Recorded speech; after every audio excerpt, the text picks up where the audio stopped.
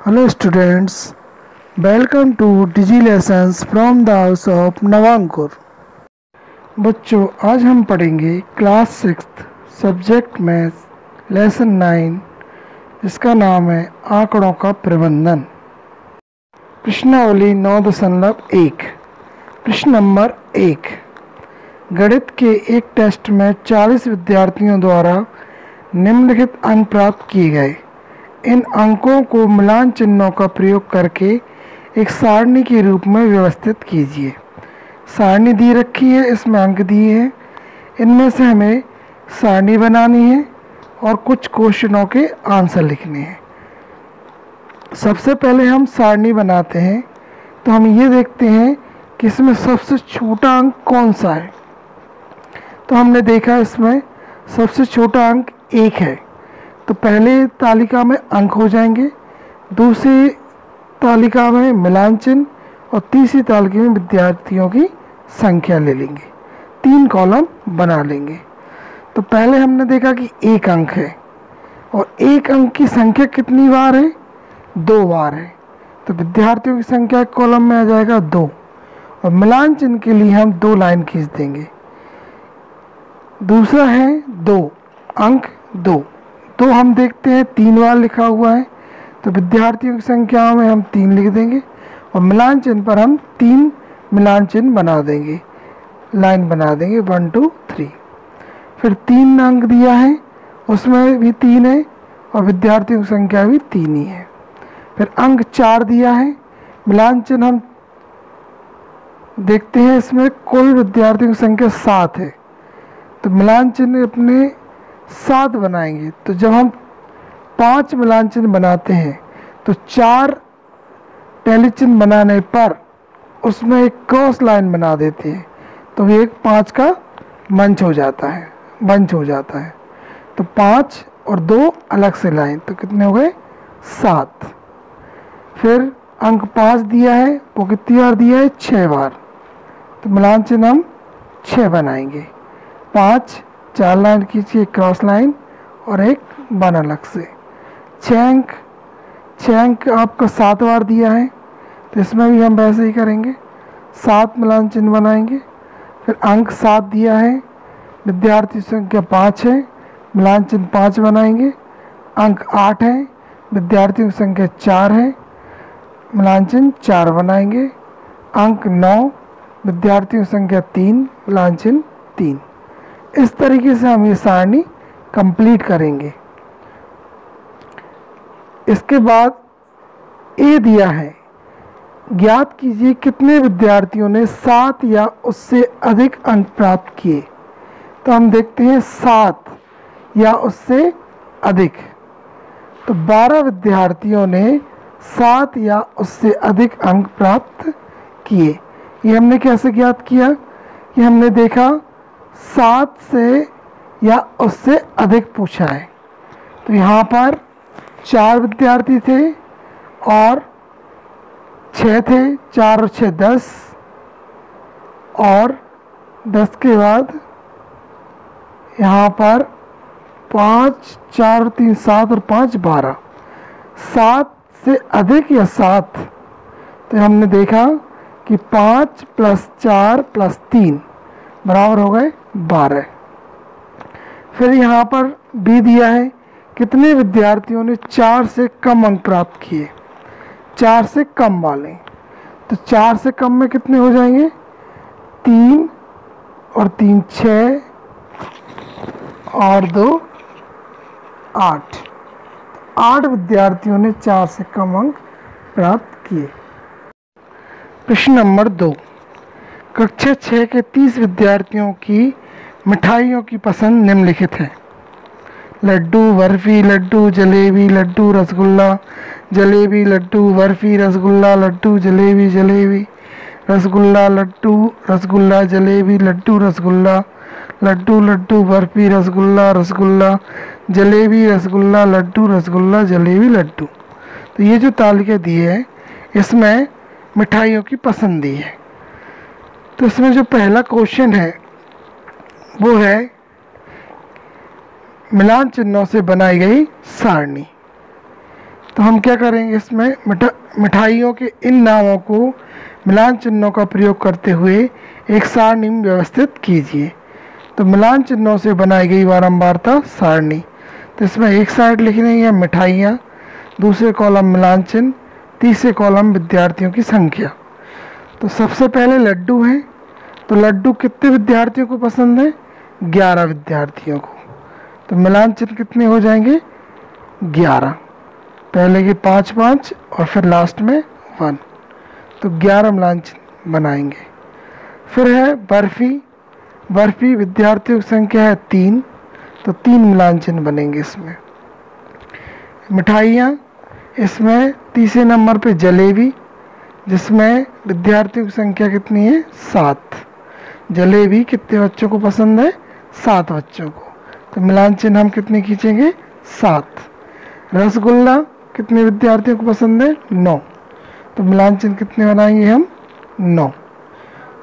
कुल हम देखते हैं 11 और 3 14, 14 में 7 जोड़ेंगे 21, 21 में 9 जोड़ेंगे तो 30, कुल विद्यार्थी 30। बी दिया है लड्डू विद्यार्थियों, कौन सी मिठाई विद्यार्थियों द्वारा सबसे अधिक पसंद की गई? सबसे अधिक कौन सी मिठाई पसंद की गई? तो ये इसमें कौन सा है सबसे ज़्यादा? 11 विद्यार्थियों से 11 किस में आ रही? लड्डू में। तो लड्डू विद्यार्थियों यानी 11 विद्यार्थियों द्वारा सबसे अधिक पसंद की गई। प्रश्न 3, कैथरीन ने एक पासा डाइस लिया और उसको 40 बार उछालने पर प्राप्त संख्या को लिख लिया। उसने इस कार्य को 40 बार किया और प्रत्येक बार प्राप्त संख्याओं को निम्न प्रकार लिखा: 1 3 5 6 6 3 5 4 1 6। इस तरीके से ये सारणी में उसने लिख लिया।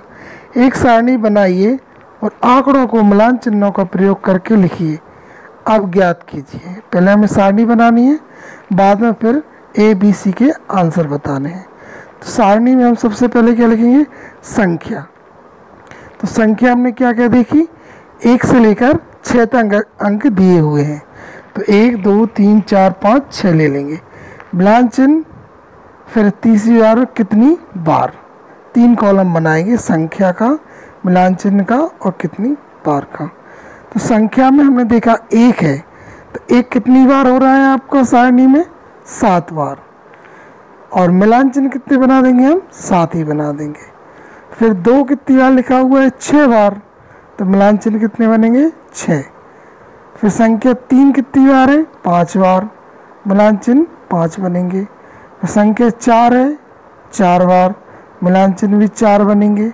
संख्या 5 है तो कितनी बार है? 11 बार।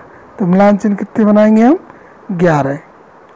संख्या 6 कितनी बार है? 7 बार। तो मिलान चिन्ह कितने बनाएंगे हम?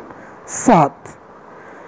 इसके बाद ए दिया है न्यूनतम बार आने वाली संख्या। न्यूनतम मतलब होता है सबसे छोटा अंक। तो सबसे छोटा अंक कौन सा है? 4। फिर है बी में अधिकतम बार आने वाली संख्या। सबसे अधिकतम मतलब सबसे ज़्यादा। सबसे ज़्यादा कौन सी है आपकी? 5, जो 11 बार आई हुई है। फिर समान बार आने वाली संख्या। समान कौन सी आई है? समान बार आने वाली संख्या 1 और 6 है। प्रश्न 4, निम्नलिखित चित्रलेख 5 गांवों में ट्रैक्टरों की संख्या दर्शाता है। ये चित्र आपको चित्रलेख दिख रहा है। इसमें क्या दिया है? गांव ए है जिसमें कितने ट्रैक्टर हैं? 1 2 3 4 5 6। फिर इसके बाद गांव बी है, इसमें 5 ट्रैक्टर हैं। गांव सी है, इसमें है आपके 8। गांव डी है, इसमें 3। इसमें गांव ई है, इसमें 6। तो हमें ये बताना है कि चित्रलेख को देखिए और निम्नलिखित प्रश्नों के उत्तर दीजिए। तो हम देखते हैं, पहला दिया है किस गांव में ट्रैक्टर की संख्या न्यूनतम है? सबसे कम किस में है? तो आपको दिखाई दे रहे होंगे कि गांव डी में 3 ट्रैक्टर हैं, तो जो कि सबसे कम है। तो इसका आंसर हो जाएगा गांव डी। फिर दूसरा है किस गांव में ट्रैक्टर की संख्या अधिकतम है? सबसे अधिक आपको दिखाई दे रहा होगा गांव सी में 8 ट्रैक्टर हैं, तो गांव सी आंसर आ जाएगा इसका। फिर तीसरा दिया गांव सी और मैं गांव बी से कितने ट्रैक्टर अधिक है? सी का पूछा है, बी से कितने अधिक है। तो हम देखते हैं कि बी में कितने हैं 5, सी में कितने हैं 8, तो 8 में से हम 5 घटा देंगे तो 3 अधिक हो गए। आंसर क्या आ जाएगा 3। इसके बाद है चौथा क्वेश्चन, 5 गांवों में कुल मिलाकर कितने ट्रैक्टर हैं?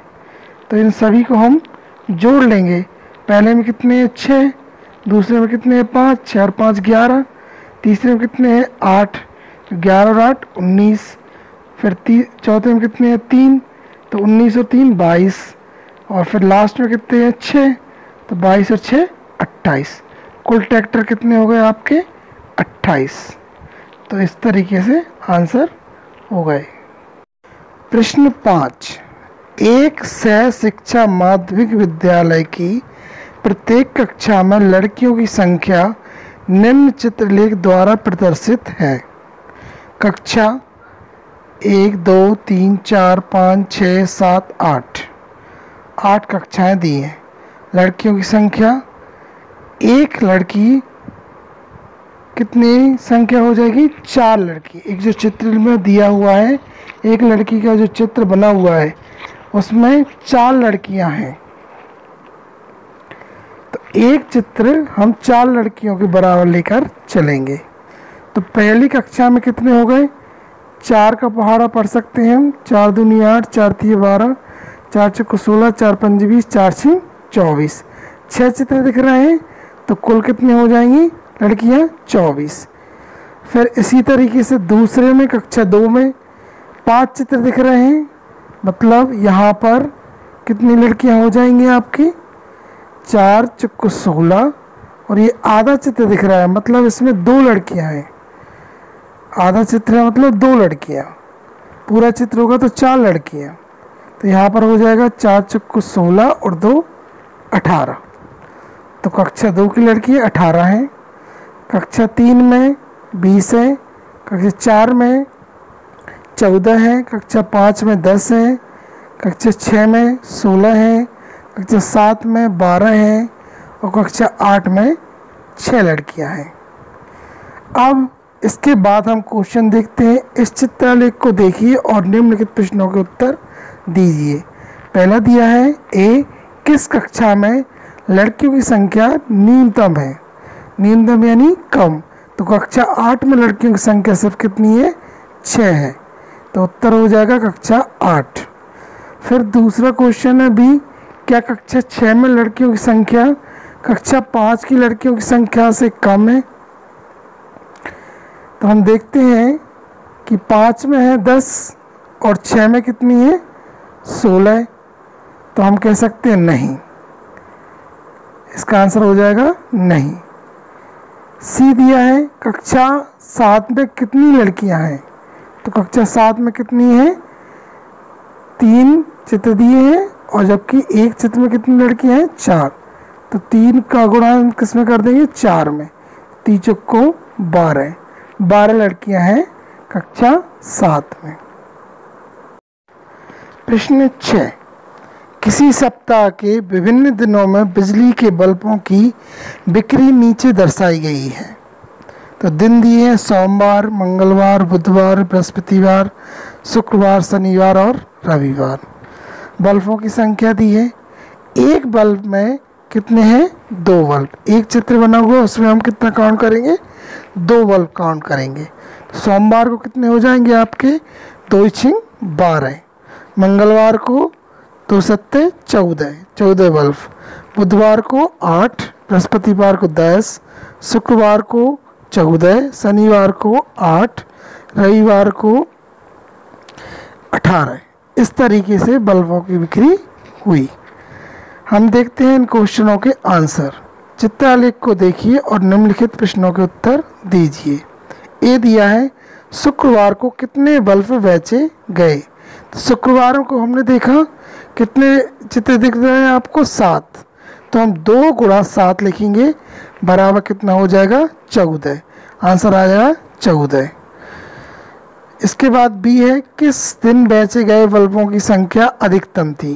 तो सबसे अधिक है रविवार। रविवार में आपके 2 × 9 = 18 बल्ब बेचे गए। फिर सी है, किन दिनों में बेचे गए बल्बों की संख्या समान थी, यानी एक जैसी थी? तो हम देखते हैं इसमें आपको समान किस में दिख रहे हैं? यहाँ पर समान, हाँ, बुधवार और शनिवार को। बुधवार को भी 8 है और शनिवार को भी 8 है। इसके बाद है, किस दिन बेचे गए बल्बों की संख्या न्यूनतम थी? सबसे कम। तो सबसे कम आपकी कौन सी थी? यही है दोनों, बुधवार और शनिवार, जिसमें 8 बराबर रहेंगे। ई है, यदि एक बड़े डिब्बे में 9 बल्ब आ सकते हैं तो इस सप्ताह कितने डिब्बों की आवश्यकता पड़ी? यदि एक बड़े डिब्बे में 9 बल्ब आ सकते हैं तो इस सप्ताह में कितने डिब्बों की आवश्यकता पड़ी? ई का आंसर हो जाएगा कुल संख्या 86। 86 में हम 9 का भाग लगा देंगे तो 9 बार जाएगा, यानी 9, कुछ बल्ब और बच जाएंगे, 5 बल्ब बच जाएंगे। इसलिए हम कितने डिब्बों की ज़रूरत पड़ेगी? 10 डिब्बों की आवश्यकता होगी। प्रश्न 7, एक विशेष मौसम में एक गांव में 6 फल विक्रेताओं द्वारा बेची गई फलों की टोकरियों की संख्या निम्न चित्रालेख द्वारा प्रदर्शित है।